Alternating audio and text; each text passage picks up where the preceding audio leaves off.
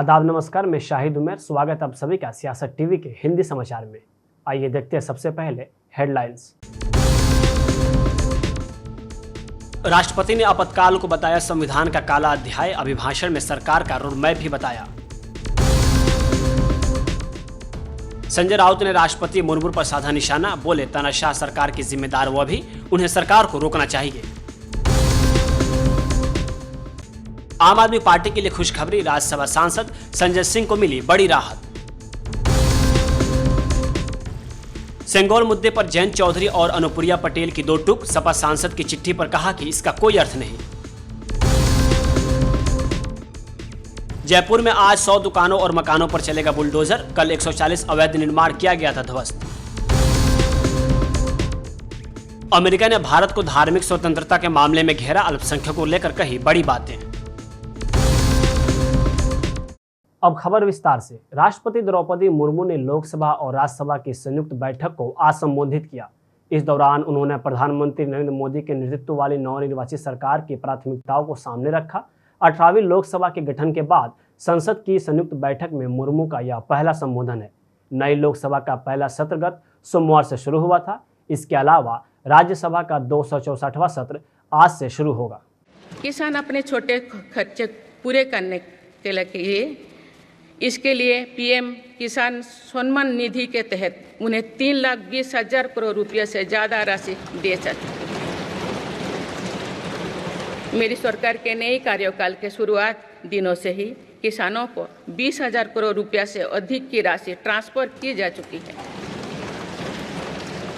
सरकार ने खरीफ फसलों के लिए एमएसपी में भी रिकॉर्ड वृद्धि की है।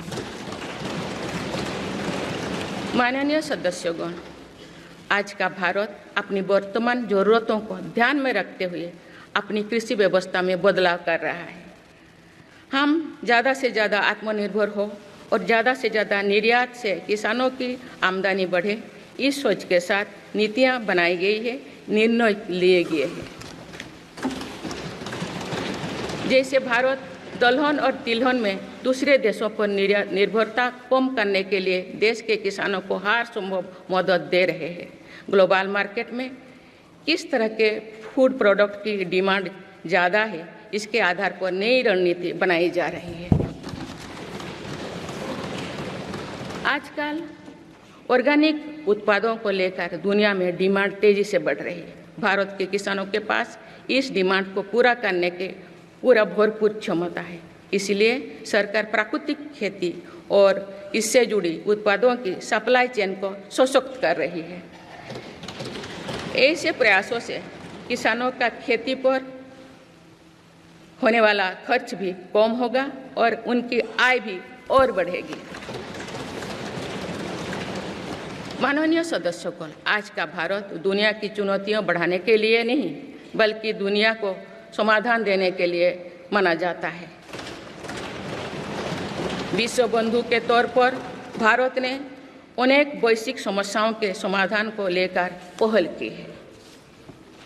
जलवायु परिवर्तन से लेकर खाद्य सुरक्षा तक, पोषण से लेकर सस्टेनेबल एग्रीकल्चर तक हम अनेक समाधान दे रहे हैं। हमारे मोटे अनाज श्रीअन्न की पहुंच सुपर फूड के तौर पर दुनिया के कोने कोने में हो, इसके लिए भी अभियान चल रहा है।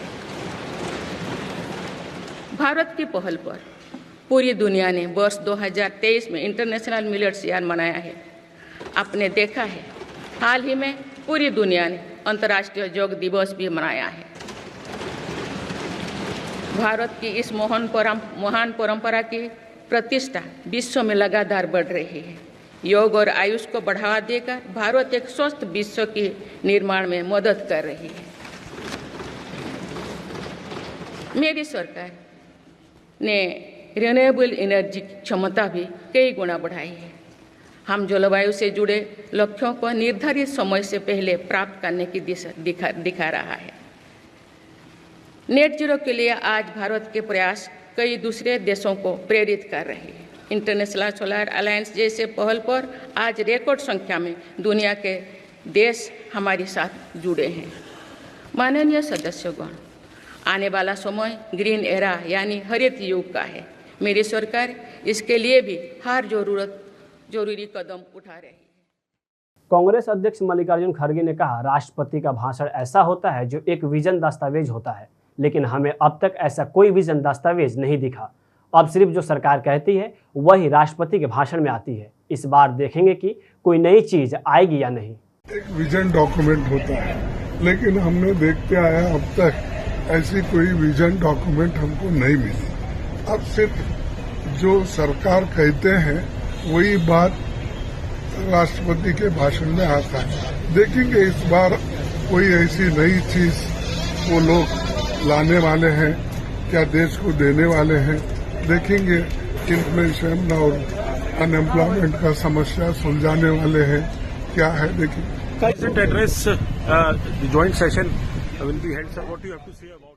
राष्ट्रपति द्रौपदी मुर्मू के संबोधन पर शिवसेना यूबीटी के सांसद संजय राउत का कहना है कि यह अब राष्ट्रपति का संबोधन नहीं है। 10 साल से यही मोदी का संबोधन रहा है। मोदी जी जो चाहेंगे वही उनके भाषण में निकलेगा। यह अल्पमत है। सरकार मोदी जी पहले ही बहुमत खो चुके हैं, लेकिन इसका कोई जिक्र नहीं है। 50 साल बाद भी वे आपातकाल की बात कर रहे हैं। इस देश में 10 साल से आपातकाल लागू हुआ है, उसे हटाओ। ये प्रेसिडेंट एड्रेस अब नहीं रहा है 10 साल से, ये मोदी एड्रेस रहा है। मोदी जी एड्रेस क्या निकल कर आएगा? जो मोदी जी चाहते हैं वही निकल कर आएगा उनके स्पीच में। अल्पमत की सरकार है, मोदी जी बहुमत गंवा चुके हैं, उसका कोई जिक्र नहीं है।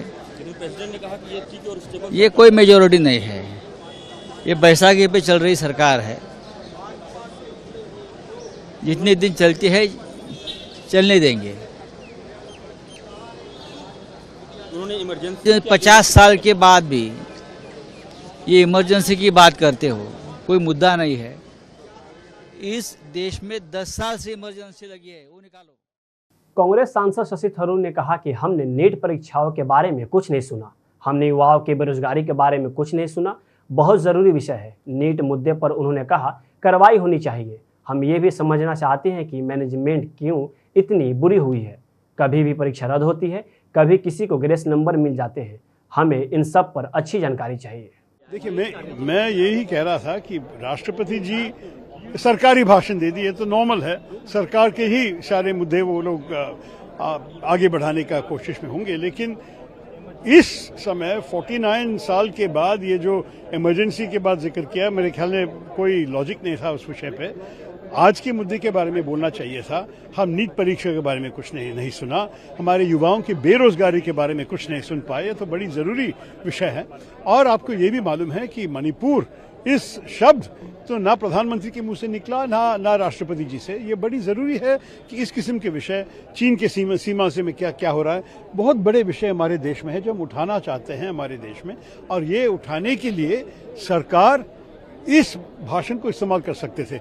हमारे जवाब में तो नेचुरली प्रतिपक्ष की भी ये जिम्मेदारी है कि ऐसे मुद्दे हम ऐसे भी बताएं जनता को जो संसद के अंदर चर्चा होनी चाहिए, जो अब तक नहीं हुई है। बस यही बात। नीट को लेकर भी कहा कि निष्पक्ष जांच होगी, दोषियों पर कार्रवाई होनी चाहिए। लेकिन हम ये भी समझना चाहते हैं कि इस किस्म की मैनेजमेंट क्यों इतना बुरा हुआ इस बार। आपको पता है कि कभी कभी पोस्टपोन होता है, कभी कभी कैंसिल होता है, कभी कभी परीक्षा चलती है, किसी को ग्रेस मार्क्स मिलते हैं, क्यों नहीं मिलते।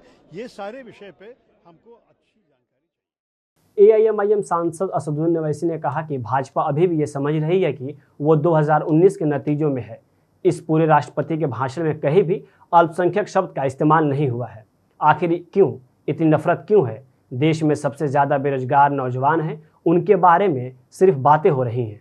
पहले तो यह है कि बीजेपी अभी भी ये समझ रही है कि वो 2019 के रिजल्ट में है।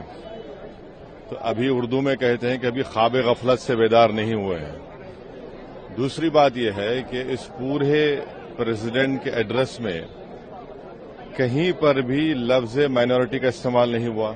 आखिर क्यों? भाई, संविधान की आप बात करते हैं तो संविधान में आर्टिकल 30 में लिखा नहीं है माइनॉरिटी, तो इतनी नफरत क्यों है?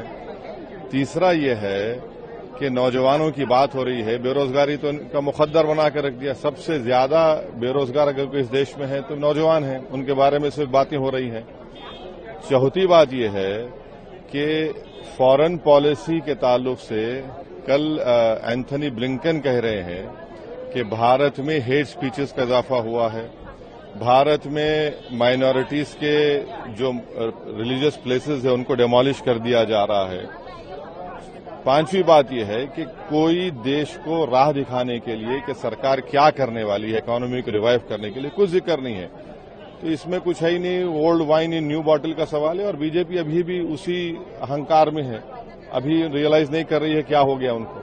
इमरजेंसी की भी बात की है, प्रेसिडेंट ने इमरजेंसी का जिक्र किया है, कहा कि किस तरह से कॉन्स्टिट्यूशन पर हमला हुआ था। कॉन्स्टिट्यूशन पर हमला तो कई मरतबा पार्लियामेंट में हुआ है बीजेपी की सरकार में, उस पर क्या बोलेंगे वो लोग?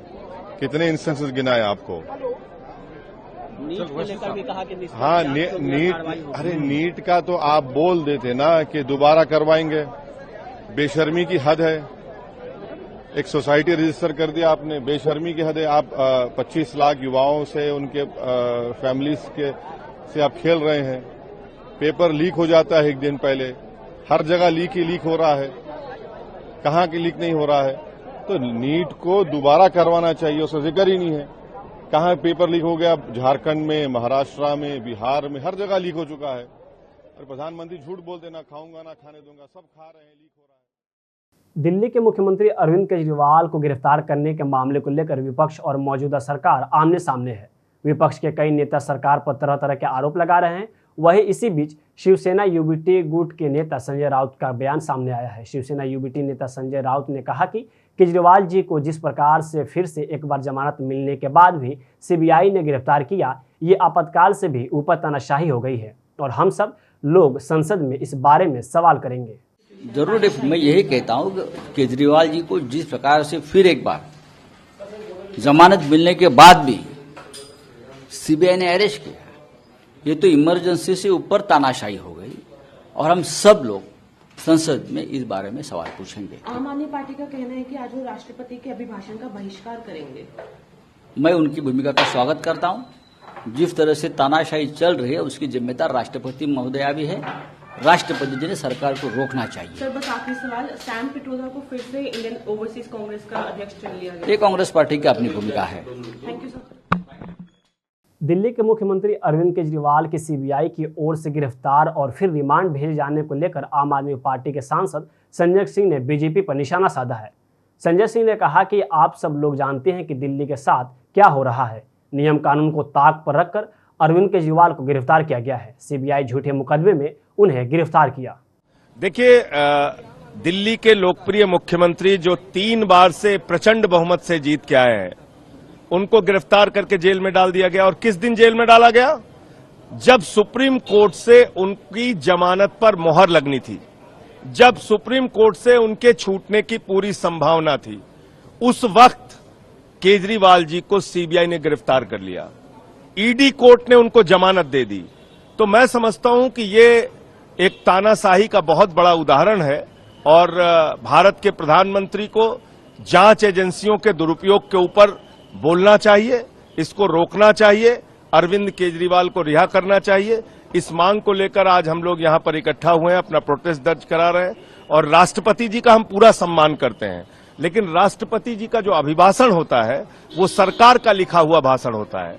उस सरकारी भाषण में वो लोकतंत्र को लेकर बड़ी बड़ी बातें कहेंगे, उस सरकारी भाषण में वो संविधान को लेकर बड़ी बड़ी बातें कहेंगे, लेकिन जो सच्चाई है जमीन की, पूरे देश में भारत के संविधान और लोकतंत्र को कुचला जा रहा है।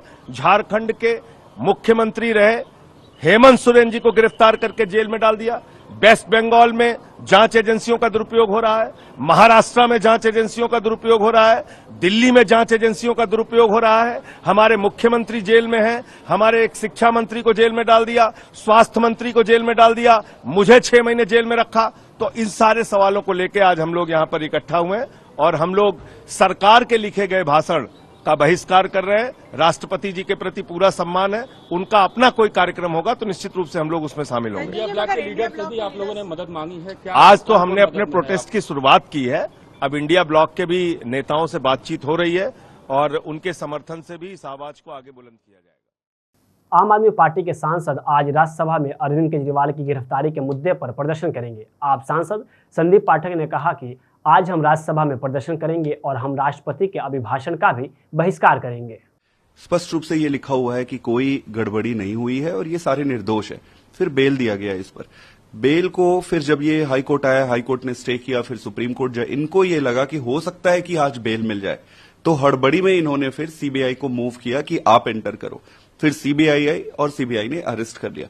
आप एक बात आपको समझनी पड़ेगी कि इनको न्याय से, इस केस से कोई लेना देना नहीं है। इनका एक ही उद्देश्य है कि कैसे भी करके केजरीवाल को गिरफ्तार करके अंदर रखा जाए, उसको पॉलिटिक्स से, पॉलिटिकल एक्टिविटी से दूर रखा जाए। तो ये तानाशाही का यही एक नमूना है। और तानाशाही अगर किसी को देखना है कैसे होता है, एक जमाना था जब तानाशाही पूरे देश में इम्पोज रहती थी। अभी ये सिलेक्टिव तानाशाही करके जो ये चला रहे हैं उसका स्पष्ट नमूना था। सीबीआई एक भारतीय जनता पार्टी के एजेंट, या मैं कहूं कि उनकी एक ब्रांच के जैसे, थोड़े दिन में सीबीआई आप देखोगे बीजेपी के हेडक्वार्टर में बैठ के पीसी करेगी। तो ये सिचुएशन है। समाजवादी पार्टी के सांसद आर.के. चौधरी द्वारा सेंगोल हटाए जाने की मांग पर उत्तर प्रदेश के कई नेताओं ने प्रतिक्रिया दी है। राष्ट्रीय लोक दल के नेता और केंद्रीय मंत्री जयंत चौधरी ने कहा कि इसका कोई अर्थ नहीं है, यह केवल चर्चा में बने रहने के लिए कर रहे हैं। सेंगोल पर सपा सांसद आर.के. चौधरी की टिप्पणी पर केंद्रीय मंत्री अनुप्रिया पटेल ने कहा कि सेंगोल की स्थापना हुई तब भी समाजवादी पार्टी सदन में थी, उस समय उसके सांसद क्या कर रहे थे? मुझे इसके बारे में जानकारी नहीं है, लेकिन सेंगोल जब स्थापित हुआ था समाजवादी पार्टी उस वक्त भी पार्लियामेंट में थी, उस वक्त क्या कर रहे थे इनके सांसद? समाजवादी पार्टी सांसद और सपा प्रमुख अखिलेश यादव ने कहा, यह सरकार का भाषण था। जब सरकार ये दावा करती है कि दुनिया की 5वीं अर्थव्यवस्था है और तीसरे नंबर की अर्थव्यवस्था बन जाएगी, तो किसान क्यों दुखी हैं? किसान क्यों संकट में है? जो कहानी बताई जा रही है, क्या हमारा किसान भी उसी तरीके से खुशहाल हो गया है? अगर हम 5वें नंबर पर हैं तो हमारे युवा बेरोजगार क्यों हैं? अग्निवीर क्यों लागू करनी पड़ रही है? सरकार का भाषण था, और जब सरकार ये दावा करती है कि दुनिया की 5वीं अर्थव्यवस्था और तीसरे नंबर की अर्थव्यवस्था बन जाएगी, तो किसान क्यों दुखी है? किसान क्यों संकट में है? अगर ये 5वीं दुनिया की अर्थव्यवस्था बनने की जो कहानी बताई जा रही है, क्या हमारा किसान भी उसी तरीके से खुशहाल हो गया है? और फिर अगर 5वें नंबर की हमारी अर्थव्यवस्था है, तो इतने बड़े पैमाने पर नौजवान बेरोजगार क्यों हैं? नौकरी क्यों नहीं उनके हाथ में? और फिर अग्निवीर जैसी व्यवस्था आधी अधूरी क्यों लागू करनी पड़ रही है? महंगाई क्यों है इतनी? और जिस तरह से इन्वेस्टमेंट को लेकर के बड़े बड़े सपने दिखाए थे, सरकार कहती है कि हम सर्विस सेक्टर को भी और इन्वेस्टमेंट को भी देख रहे हैं, तो इन्वेस्टमेंट है कहां? अगर इन्वेस्टमेंट होता तो हमारी और ग्रोथ दिखाई देती। कुछ लोगों की ग्रोथ से देश की ग्रोथ नहीं हो सकती है। कुछ लोगों की ग्रोथ से तो हमारा नंबर अच्छा हो सकता है, हम 5वें नंबर की व्यवस्था बन सकते हैं, लेकिन हमारे देश का किसान, गरीब और जो अभी तक 10 साल में सबसे ज्यादा उत्पीड़ित हुआ है, उसके लिए क्या है सरकार का? और बाकी बातें हम लोग सदन में कहेंगे।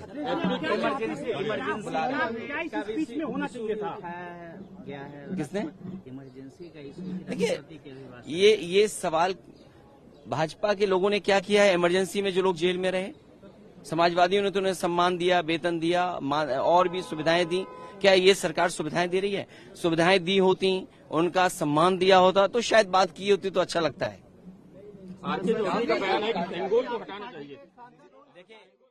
बिहार के उप मुख्यमंत्री विजय कुमार सिन्हा ने दिल्ली के मुख्यमंत्री अरविंद केजरीवाल पर जोरदार हमला बोला है। उन्होंने कहा कि लोकतंत्र का सबसे दुखद और काला अध्याय कोई लिख रहा है तो वो अरविंद केजरीवाल है।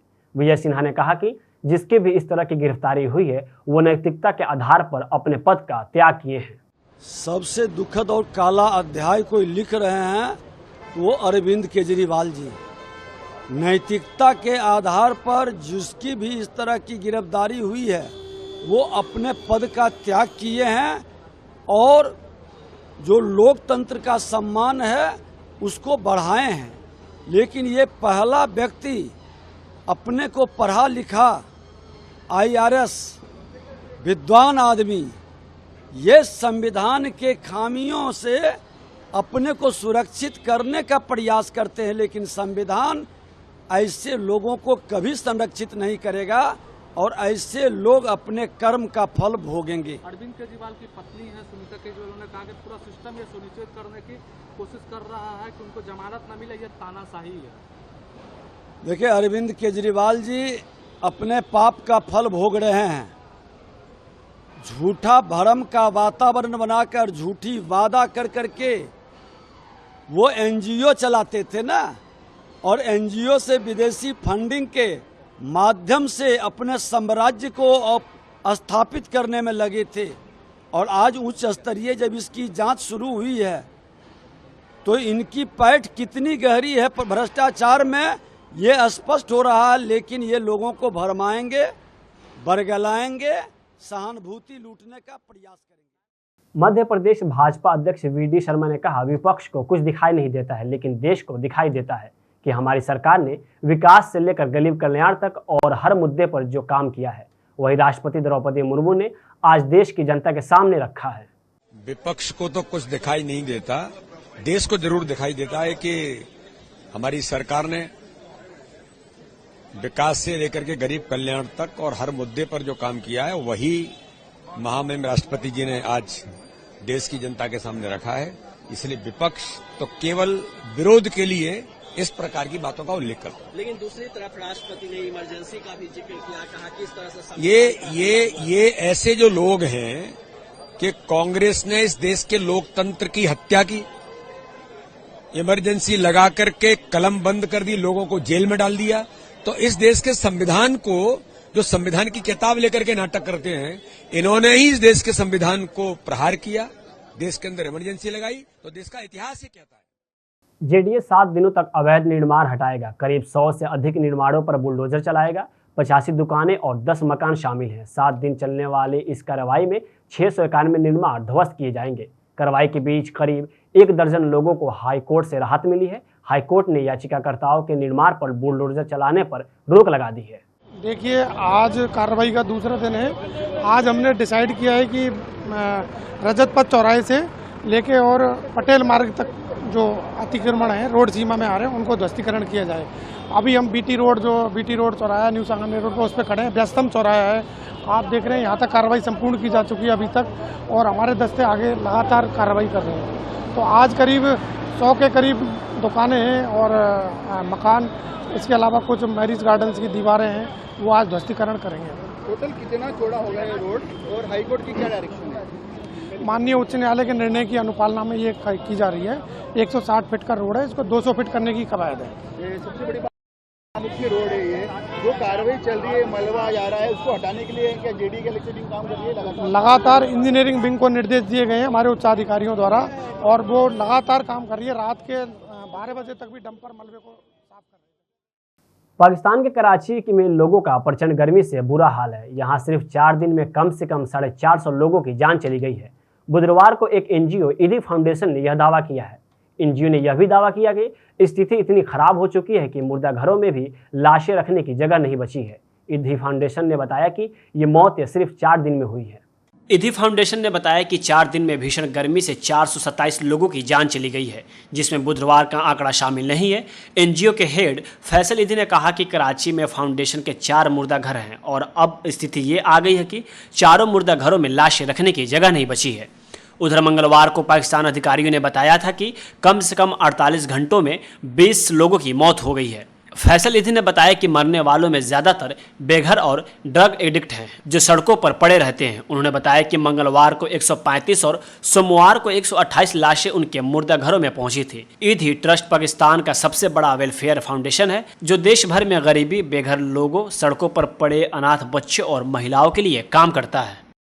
अंतर्राष्ट्रीय धार्मिक स्वतंत्रता पर सालाना रिपोर्ट जारी करते हुए अमेरिकी विदेश मंत्री एंटनी ब्लिंकन ने कहा कि दुनिया भर में लोग इसकी रक्षा करने के लिए कड़ी मेहनत कर रहे हैं। इस रिपोर्ट में दुनिया के करीब 200 देशों को धार्मिक स्थिति का आकलन किया गया है। रिपोर्ट के मुताबिक भारत में हेट स्पीच और पूजा स्थलों को ध्वस्त करने के मामले भी बढ़े हैं। रिपोर्ट में कहा गया है कि आज की तारीख में करोड़ों लोग धार्मिक स्वतंत्रता का सम्मान नहीं कर रहे हैं। रिपोर्ट के मुताबिक भारत में हेट स्पीच, धार्मिक रूप से अल्पसंख्यक समुदायों के घरों और पूजा स्थलों को ध्वस्त करने के मामले बढ़े हैं। रिपोर्ट में भारत धर्मांतरण विरोधी कानून को लेकर भी चिंता जताई गई है। इससे पहले जारी हुई रिपोर्ट्स में भी इसी तरह की बातें कही गई थी। हिंदी समाचार यही समाप्त होता है। मुझे दे इजाजत। बाकी खबरों के लिए बने रहें सियासत टीवी के साथ।